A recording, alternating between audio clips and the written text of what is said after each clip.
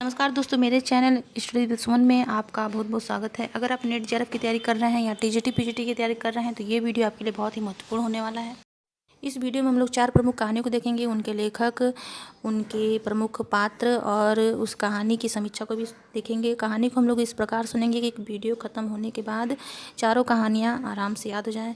जैसा कि आप लोग जानते हैं कि टीजीटी पीजीटी या फिर नेट जेआरएफ के पेपर में कहानियों से बहुत ही प्रश्न बनते हैं। कहानियों के पात्रों को पूछ लिया जाता है या फिर किसी पात्र को दे दिया जाता है और कोई कहानी का कोई वाक्य दे दिया जाता है, फिर उसको मिलान करने को दे देता है या फिर कोई वाक्य देने के बाद पूछ लेता है कि ये किस पात्र द्वारा कहा गया है। इस तरह से अगर आपको पूरी कहानी याद हो जाती है, आप कहानी को याद क्या करना है, अगर कहानी आपने सुन ली, अगर कहानी आपको समझ में आ जाती है तो आप ऐसे सारे प्रश्नों के उत्तर आसानी से लगा सकते हैं। चलिए हम लोग वीडियो शुरू करते हैं। सबसे पहली कहानी है राही। राही कहानी है और इस कहानी की लेखिका जो है वो सुभद्रा कुमारी चौहान जी हैं।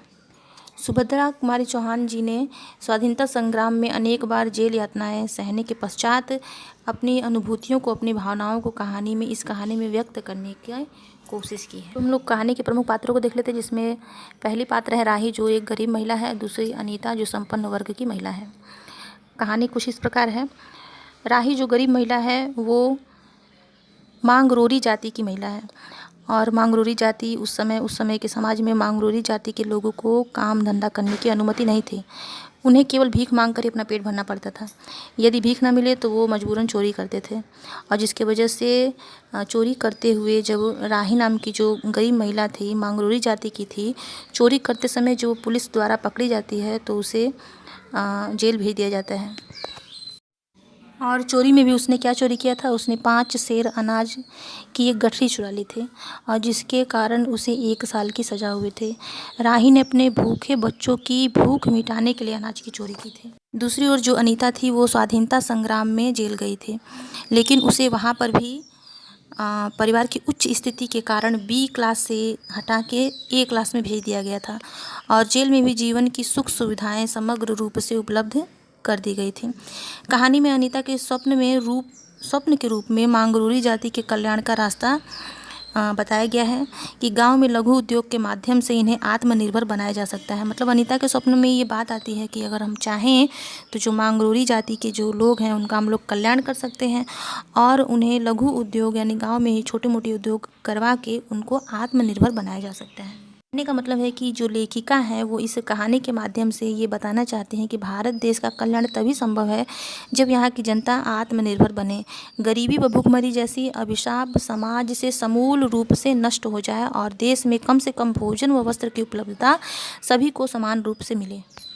कहानी के माध्यम से सुभद्रा कुमारी चौहान जी ने ये संदेश दिया है कि असहाय लोगों के उत्थान व कल्याण के लिए कार्य करना ही सच्ची देशभक्ति है। कहानी में बस इतना ही है कि जो अनीता, जो संपन्न वर्ग की महिला है, जो स्वतंत्रता आंदोलन में जेल गई थी, वो राही गरीब महिला के जीवन को देखकर उसके ही जीवन को सुधारने की नहीं बल्कि मांगरोरी जाति के कल्याण का रास्ता भी सोचने का कार्य करती है। अपने महान लेखकों की लिखी हुई कहानियों को पढ़कर या फिर अपने इतिहास को पढ़ के बहुत ही दुख होता है कि पहले के समाज में, पहले के समय में कितना हम ही लोगों के समाज के व्यक्तियों के साथ कितना शोषण हुआ है। पहले हमारे समाज में अनावश्यक व्यक्तिगत जातिगत रूप से समाज के गरीब व्यक्तियों का जमकर शोषण होता था, किंतु आज के समाज में ऐसा नहीं है। कोई भी व्यक्ति अपनी क्षमता अनुसार कार्य कर सकता है, अपनी आजीविका प्राप्त कर सकता है।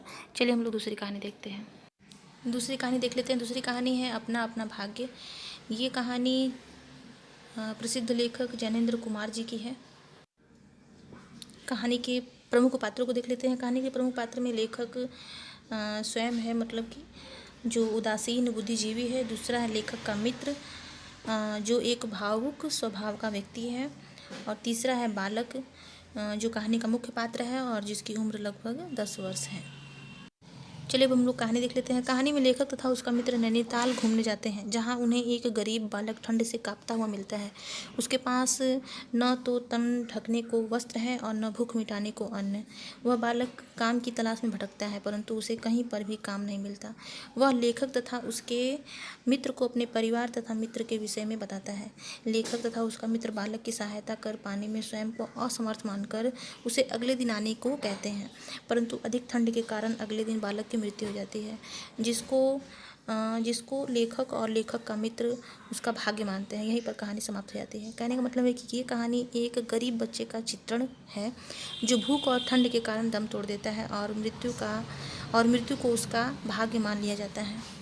लेखक ने अपना अपना भाग्य कहानी में सामाजिक विषमता तथा अमीर गरीब के बीच की खाई का वर्णन किया है, जो पाठक को सामाजिक परिस्थिति पर सोचने के लिए विवश कर देती है। यह कहानी यह संदेश भी देती है कि मनुष्य को अपनी मनुष्यता के धर्म का पालन करते हुए परोपकारी बनना चाहिए, ताकि समय आने पर किसी असहाय की सहायता की जा सके, क्योंकि एक छोटी सी सहायता ही किसी व्यक्ति की जान बचा सकती है। क्योंकि अगर लेखक और लेखक के मित्र ने उस 10 वर्षीय बालक की अगर उसी समय सहायता की होती, कुछ भी सहायता की होती, तो शायद उसकी मृत्यु ना हुई होती। अगली कहानी है दोस्तों गैंग्रीन अज्ञे की बहुत ही प्रसिद्ध कहानी है। कहा जाता है कि गैंग्रीन अज्ञे की सबसे प्रसिद्ध कहानियों में से एक है। चलिए हम लोग कहानी के प्रमुख पात्रों को देख लेते हैं। कहानी के प्रमुख पात्रों में मालती कहानी की प्रमुख पात्र हैं, और दूसरे जो कहानी के पात्र है वो महेश्वर, मालती का पति, और तीसरा कथाकार अतिथि, यानी कथाकार जो खुद कथा को कहता है वो, और जो कथाकार है वो मालती के दूर के रिश्ते का भाई है। तो सोच रहे होंगे कि गैंग्रीन क्या है। अक्सर जब हम कहानी का शीर्षक पढ़ते हैं और कहानी के शीर्षक का जब हमें अर्थ मालूम होता है तो हमें कहानी भी लगभग कुछ समझ में आ जाती है, लेकिन अगर हमें कहानी का शीर्षक का अर्थ ही नहीं मालूम है तो हम लोग कहानी को समझ ही नहीं पाते कि ये कहानी है क्या और किस पर है। गैंग्रीन जो है ये एक रोग है, और मतलब कहानी में इस रोग के बारे में बात की गई है। चलिए हम लोग कहानी देखते हैं। कहानी में एक नवविवाहिता स्त्री के मन की गहराई, उदासीनता और अकेलेपन की त्रासद अनुभूति का चित्रण हुआ है। मतलब एक नवविवाहिता स्त्री है, यानी मालती है, जो अक्सर उदास रहती है और अकेलेपन का अनुभव करती है। एक दिन ऐसा होता है कि कहानी में जो मालती का जो भाई है, कथाकार है, उसके दूर के रिश्ते का भाई है, वो अचानक उसके घर आ जाता है, और ये दोनों जो हैं बचपन में मतलब साथ साथ ही रहे हैं। दोनों में साख्य भाव है, यानी दोस्ती का भाव है। कथाकार जब इतने दिनों बाद जब मालती से मिलता है तो उसे पता चलता है कि पहले की दबंग मस्तमौला मालती कहीं खो गई है। उसके स्थान पर कोई उत्साहहीन तथा नीरस जीवन जीती मालती खड़ी है। बस इतना ही होता है कि जब मालती का दूर के रिश्ते का जो भाई है जब वो आता है तो मालती उसका जो स्वागत करती है वो औपचारिक ढंग से करती है। उसमें कोई उत्साह नहीं है, बल्कि कर्तव्य पालन ही केवल करती है, और भाई यानी उस अतिथि के प्रश्नों का संक्षिप्त उत्तर देकर मौन बन जाती है। और वो देखता है कि मालती नामक जो स्त्री है, यानी कि जो उसकी बहन है, दूर के रिश्ते की बहन है, उसके पास करने को कुछ भी नया नहीं है। घर में वही रोज़ के नित्य काम करती है। अपने छोटे बच्चे, उसके बच्चे का नाम टिट्टी है, उसकी देखभाल करती है और अपने पति डॉक्टर महेश्वर की प्रतीक्षा करती है। उसका जो पति जो डॉक्टर है वो अस्पताल में आने वाले गैंग्रीन के रोगियों का उल्लेख करता है, और अंतिम भाग में बच्चे के पलंग से गिरने का भी उल्लेख है। जब महेश्वर अस्पताल चला जाता है तो मालती जो अपने घर में अकेली रहती है उसकी प्रतीक्षा करती रहती है, और बस जो उसके रोज़ का जो कार्य है उसे करती रहती है और सोचती रहती है। और इस कहानी का उद्देश्य एक मतलब नव युवती जो महिला है उसके वैवाहिक जीवन के माध्यम से नारी के जीवन को घरेलू परिवेश में बीतते हुए उबाऊ जीवन का चित्रण करना ही इस कहानी का उद्देश्य है। बस इतनी ही कहानी है। और गैंग्रीन जो है एक रोग है, बस आपको ये याद रखना है, और ये आगे की एक सफल कहानी है। चलिए अब हम लोग दूसरी कहानी देखते हैं। चौथी कहानी है तीसरी कसम। तीसरी कसम कहानी के लेखक हैं फणीश्वर नाथ रेणु जी। चलिए अब हम लोग कहानी के पात्र देख लेते हैं। कहानी के पात्रों में पहले पात्र हैं हीरामन, जो कहानी का नायक है, जो गाड़ीवान है, यानी बैलगाड़ी चलाता है, और दूसरी हैं हीराबाई, जो नौटंकी में कार्य करने वाली एक रूपवती स्त्री है, और तीसरे अन्य पात्रों में लालमोहर, धुन्नीराम, पलटदास, ये भी हीरामन के गांव में गाड़ीवान ही हैं। और हीरामन के प्रति प्रतिस्पर्धी हैं, यानी उसे बहुत मानते हैं, उसके बारे में सोचते हैं। चलिए हम लोग कहानी की समीक्षा देख लेते हैं। हीरामन तथा हीराबाई के मध्य बैलगाड़ी के कुछ घंटों के सफ़र में एक आत्मीय संबंध स्थापित हो जाता है। मतलब हीरामन अपनी बैलगाड़ी चलाता रहता है जिसमें हीराबाई बैठ जाती है। फिर कुछ समय यानी कुछ घंटे वो जब साथ समय बिताते हैं तो उनके मध्य एक आत्मीय संबंध स्थापित हो जाता है। बस यही कहानी है। कहानी का नाम ही है तीसरी कसम। तो कहानी में 3 कसमों को भी दिखाया गया है, जिसमें पहली कसम जो हीरामन जो खाता है, पहली कसम जब वो बाँस ढूंढता रहता है उस समय एक दुर्घटना हो जाती है और जिसके कारण उसकी खूब पिटाई होती है।